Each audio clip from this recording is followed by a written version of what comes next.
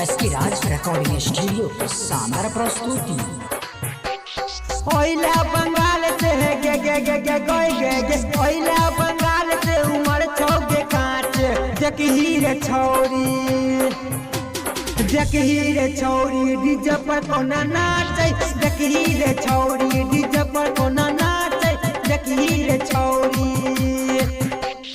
ओइला बंगाल से गे गे गे गे गे गे ओइला बंगाल से उमर छोगे कांच देखही रे छौरी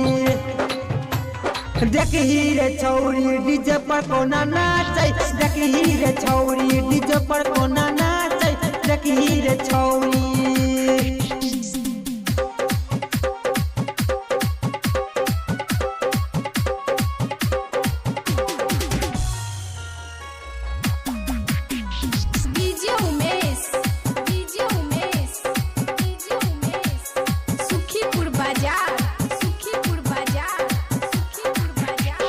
नाचे से छौरी जना होय छै न शरम गालो अकर मलपुआ जना नरम गए। नाचे से छौरी जना होय छै न शरम गालो अकर मलपुआ जना नरम। कहै छियो हम गे गे गे गे गोय गोय कहै छियो बात में जो तू साच देखही रे छौरी डीजे पर कोना नाचे देखही रे छौरी डीजे पर कोना नाचे देखही रे छौरी।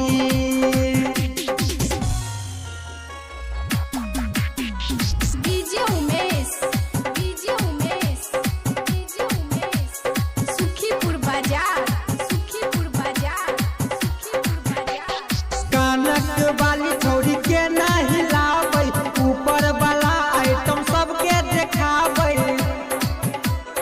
गे। कानक वाली छौरी के ना हिलाबै ऊपर वाला आइटम सबके देखाबै। राजन विकास के हे गे गे गे गे गोय गोय गोविंद गोरैया के जवानी सिखाबै देखही रे छौरी डीजे पर कोना नाचे देखही रे छौरी डीजे पर कोना नाचे देखही रे छौरी।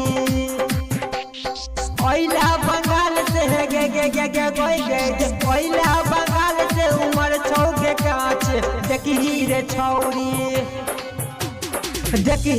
छौरी डीजे पर कोना नाचे देखही रे छौरी डीजे पर कोना नाचे देखही रे छौरी।